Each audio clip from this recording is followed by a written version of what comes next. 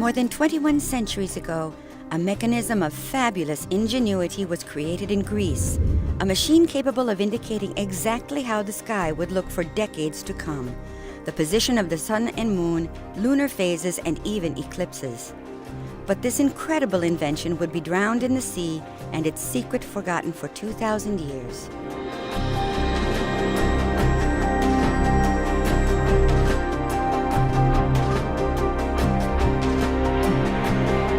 The Roman ships traveling from Asia Minor to Italy passed between the Peloponnesus and Crete. The small island of Antikythera sits right in the middle of this maritime corridor. Its craggy, rugged coast presented a real threat to passing ships, which could be dashed against the unforgiving rocks in a storm.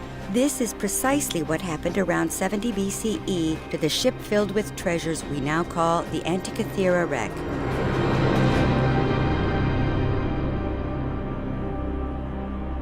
In 1900, fishermen diving for sponges spied a bronze hand on the seafloor.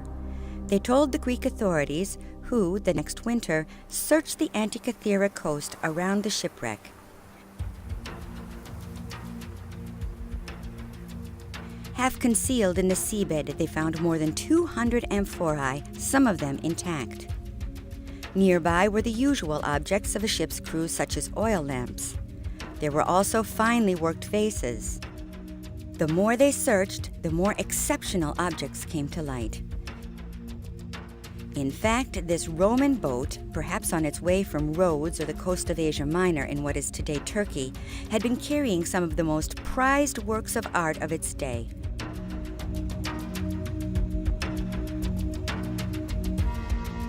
The bronze hand proved to belong to a 5th century BCE Greek sculpture of a philosopher, whose head and some other limbs were later found.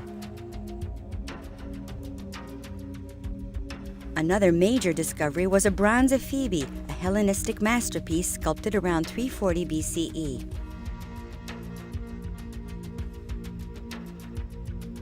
Half submerged in the seabed, more statues were preserved from corrosion by the sand and sediment. They lift the veil slightly on the genius which created them from stone.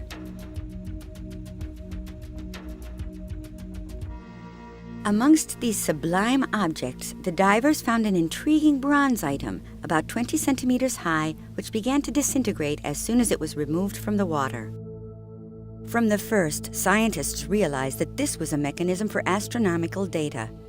Scrupulously preserved at the National Archaeological Museum of Athens with the other objects from the wreck, the mechanism aroused the curiosity of many researchers.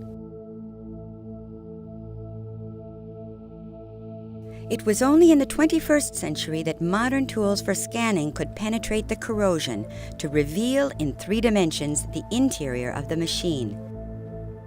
This showed a set of interlocking gears of astounding ingenuity.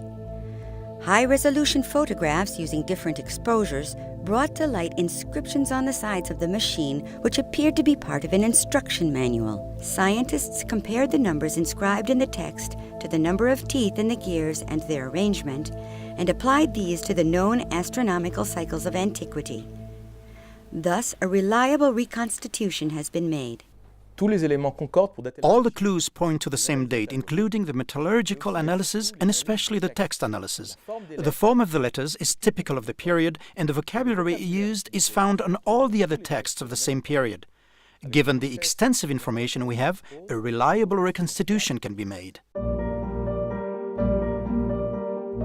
Housed in a rectangular frame, the machine shows data on both sides. In front is the larger dial, showing the 365 days of the year according to the Egyptian solar calendar. Inside, a second circle shows the 12 signs of the zodiac. By turning a handle, one could position the 2 hands to indicate, for each day of the year, the exact position of the sun and moon, and a small sphere indicating the phase of the moon. In order to guarantee its exactitude, whatever the day or year chosen, a dial on the back of the mechanism shows the Metonic cycle, which reflects lunar and solar cycles over a period of 19 years, corresponding to 235 lunar months. Above this, another spiral dial indicates eclipses of the sun and moon. The handle was used to advance the pointer to determine when the next eclipse would occur in the Saros cycle. As these operations were connected by the interlocking gears, the actual date of the eclipse showed on the other dial. How did the Greeks manage to devise a mechanism to reflect such complex and irregular data as the lunar cycles? The question also intrigues today's specialists in fine watchmaking. Mathias Butet, Director of Research and Development at Hublot, decided to reproduce these ancient forgotten calculations and integrate them into a modern watch. Je voulais pas être comme un pilleur de tombes qui vient voler une idée. I didn't want to be like a tomb robber who comes to steal an idea which has existed for a long time, but rather like someone who approaches our forefathers with deep respect, whose goal is to recreate the antique object in a contemporary form. The original is about 20 centimeters high, and we have been able to create a 30mm movement which can easily be worn on a wrist. This Antikythera mechanism includes ingenious features which are not found in modern watchmaking.